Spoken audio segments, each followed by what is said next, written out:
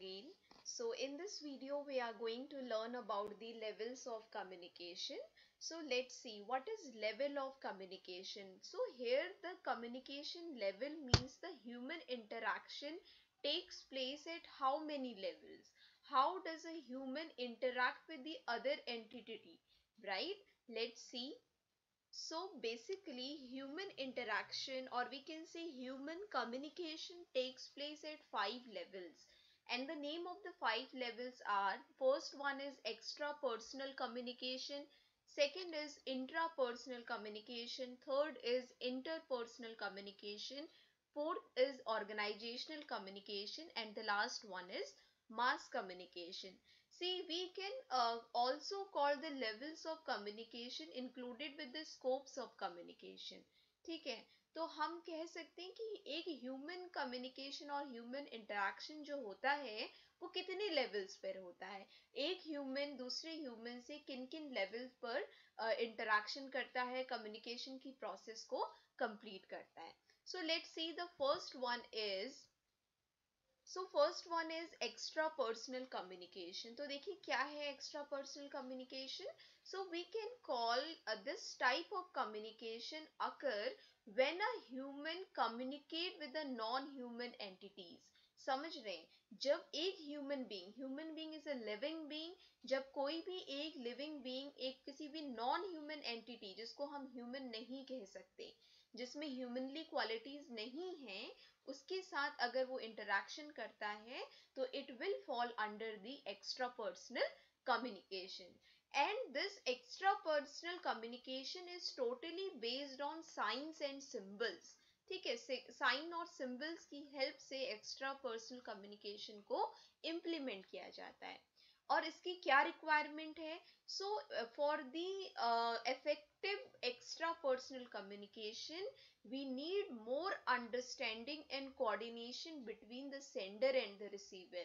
Sender और receiver के बीच में जितना अच्छा अंडरस्टैंडिंग और कोऑर्डिनेशन का लेवल होगा उतना ही ज्यादा ये एक्स्ट्रा पर्सनल कम्युनिकेशन इफेक्टिव होगा.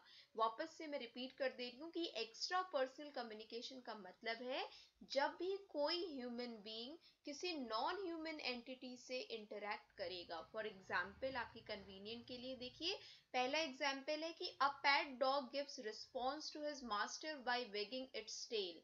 राइट, देखिए एक ह्यूमन है, दोनों ही लिविंग बीइंग्स हैं ऑब्वियसली. डॉग भी हम लिविंग बीइंग में काउंट करेंगे, ह्यूमन भी लिविंग बीइंग में काउंट करेंगे, लेकिन एस ह्यूमन बीइंग ऐसे बीइंग से इंटरेक्ट करेगा जिसमें ह्यूमनली क्वालिटीज नहीं है. ह्यूमनली क्वालिटीज जैसे कि वो वर्ड्स और फ्रेजेस से अपने आप को एक्सप्रेस नहीं कर सकता, हमारे ह्यूमन की क्वालिटीज उसके अंदर नहीं है. तो यहाँ पर उससे जो इंटरेक्शन है वो एक्स्ट्रा पर्सनल कहलाएगा. जैसे अगर आपको आपका कोई पेट डॉग है और आप उसको अफेक्शन दिखाते हैं तो वो आपको वापस से फीडबैक देता है, रिस्पॉन्स देता है बाय वैगिंग इट्स टेल. हम ऐसा समझ जाते हैं कि if a pet dog wag his tail means the pet dog is very much happy with you, like this. So ये क्या है, एक इन दोनों अगर ह्यूमन बीइंग और सामने वाली एंटिटी के बीच में कोऑर्डिनेशन और कोऑपरेशन बहुत अच्छा है तो इसका मतलब एक्स्ट्रा पर्सनल कम्युनिकेशन इफेक्टिव है. ठीक, सेकंड आपको एग्जांपल दिया है जैसे टच मी नॉट प्लांट. तो टच मी नॉट प्लांट जो होता है, आप उसको ऐसे टच करते हैं तो वो अपने आप क्लोज हो जाता है ह्यूमनली टच से. वो क्या है, देखिए यहाँ पर क्या हो रहा है, सेंडर और रिसीवर का इंटरेक्शन हो रहा है और देखिए रिसीवर जरूर से फीडबैक दे रहा है किसको, सेंडर को. ठीक है, तो टच मी नॉट प्लांट भी इसका एग्जाम्पल है. नेक्स्ट है आपका आर्टिफिशियल इंटेलिजेंस. तो जितना भी एआई है, आर्टिफिशियल इंटेलिजेंस आपका किसके अंदर आएगा, एक्स्ट्रा पर्सनल कम्युनिकेशन के अंदर. मतलब whenever you are communicating or interacting with the machine, so and the machine is giving output to you, so that is interpersonal extra personal communication. जैसे आप एलेक्सा का एग्जाम्पल ले लीजिए, वो भी आपको फीडबैक देती है, राइट. इसके अलावा गूगल असिस्टेंट है। देखिए गूगल असिस्टेंट में भी आप वो एक टाइप की मशीन है जिससे आप इंटरेक्ट करते हैं, वो एआई के अंदर आती है, तो वो भी क्या करती है, आपको फीडबैक देती है। तो यहाँ पर सेंडर और रिसीवर के बीच में अच्छा कोऑर्डिनेशन होने के साथ ही साथ रिसीवर सेंडर को फीडबैक दे रहा है, तो इसका मतलब है कि एक्स्ट्रा पर्सनल कम्युनिकेशन हो रहा है। ठीक, same as goes with the Google voice assistant. I hope extra personal communication आपको क्लियर हो गया होगा। Let's move to the intra personal communication. Just see the first of all intrapersonal communication means self talk और conversation. तो हम intrapersonal communication की suffix पे prefix पे ध्यान दें, तो intra means communicating with one own self, or we can call it self conversation.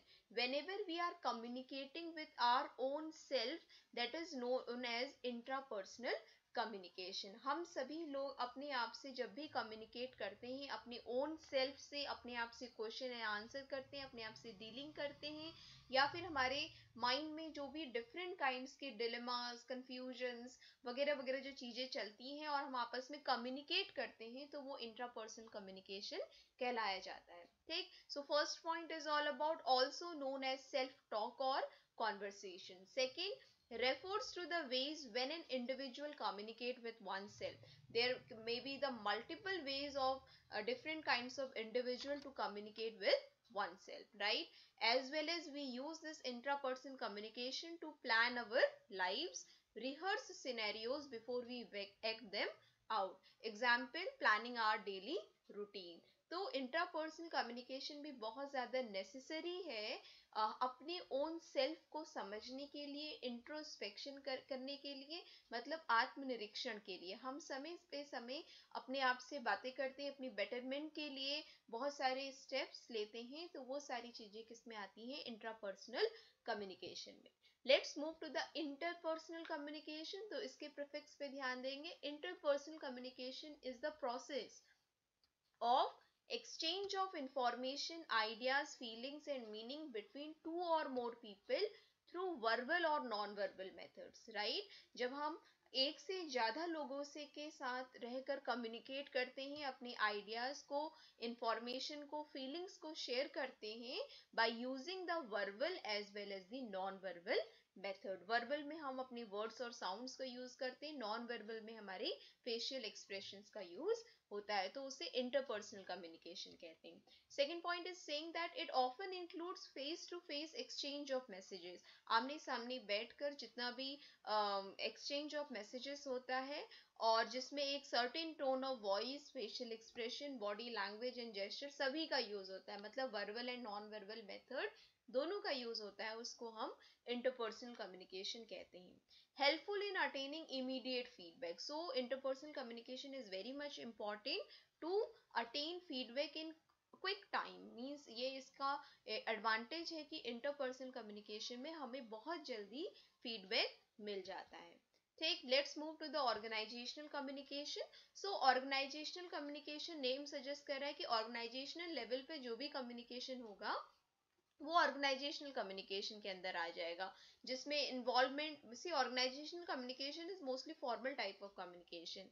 Hair the involvement of number of employees communicated either same और डिफरेंट लेवल। तो इसमें आपके सीनियर्स हैं, जूनियर्स हैं, सेम लेवल पे जो भी इंटरेक्शन होता है वो ऑर्गेनाइजेशनल लेवल में आ जाएगा। Third point is saying that this communication is necessary for the sustenance of any organization. See, any organization can sustain as well as run smoothly if there is the effective use of organizational communication, otherwise it will not run. तो एक अच्छी organisational communication के लिए बहुत ज़रूरी है कि वहाँ पर जो इंटरेक्शंस हो उसके बहुत अच्छे मीडियाज और चैनल्स का यूज़ किया जाए। सी द ऑर्गेनाइजेशनल कम्युनिकेशन को हम तीन पार्ट्स में डिवाइड कर देते हैं, इंटरनल लेवल, एक्सटर्नल लेवल और पर्सनल लेवल। इंटरनल लेवल और किसी भी ऑर्गेनाइजेशन के अंदर एम्प्लॉयज अपने आपस में बात कर रहे हैं, सीनियर जूनियर से इंटरेक्शन, जूनियर का सीनियर से इंटरेक्शन, सेम लेवल इंटरेक्शन, तो वो इंटरनल हो गया। सेकेंड है एक्सटर्नल, जब ऑर्गेनाइजेशन टू ऑर्गेनाइजेशन, पूरी एक ऑर्गेनाइजेशन की एंटिटी दूसरी ऑर्गेनाइजेशन की एंटिटी से बात करती है तो उसको एक्सटर्नल कहते हैं। पर्सनल आपका आपका आ जाता है इनफॉर्मल कम्युनिकेशन में, कि आपस में जितने भी कलीग्स हैं आपस में बात कर रहे हैं, इंटरेक्ट कर रहे हैं, इंफॉर्मेशन को शेयर कर रहे हैं, तो वो उसका पर्सनल लेवल आ जाता है। ठीक है, लास्ट है आपका most important, the mass communication. So process of exchanging information through mass media. जब आप मास मीडिया की हेल्प से एक large segment of the population को इंफॉर्मेशन देते हैं तो उसको मास कम्युनिकेशन कहा जाता है, right? Second point is referring to imparting and exchanging information on a large scale to a wide range of people. इसमें 2 4 10 लोग की बात नहीं हो रही है, बहुत सारे एक मीडियम को एक मीडिया ऑफ पॉपुलेशन को कवर किया जाएगा तो उसको मास कम्युनिकेशन कहेंगे। ठीक है, मीडियम्स ऑफ मास कम्युनिकेशन, तो हम बहुत ज्यादा जो एक बड़े स्तर पर मास कम्युनिकेशन का जो मीडियाज है वो उसमें आ सकता है, जैसे रेडियो हो गया, टेलीविजन हो गया, सोशल नेटवर्किंग साइट्स हो गया, न्यूज़पेपर हो गया, books, movies, documentaries, internet sources.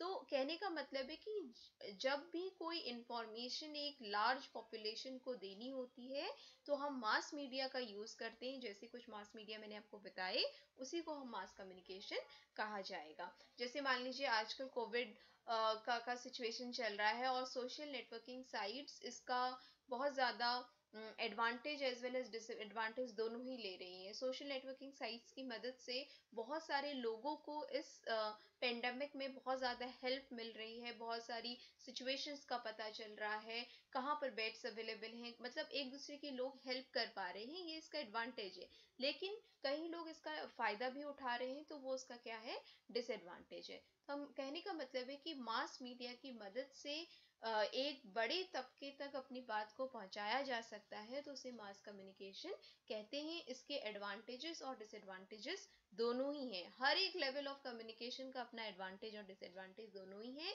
इनके एडवांटेज और डिसएडवांटेज से कैसे निकला जा सकता है, whenever we are using the balanced way of communication in any at any level, then the communication is going to be very much effective, otherwise it will be not. So a balance is always needed to make an effective communication. So this is all about the mass communication. So that's all for today. This video contains the levels of communication. Hope it is clear to you all. For the further detail, I will be covering in the next videos of mine. Thank you so much for your listening. If you found this video worth, please do like, share and subscribe. Thank you so much.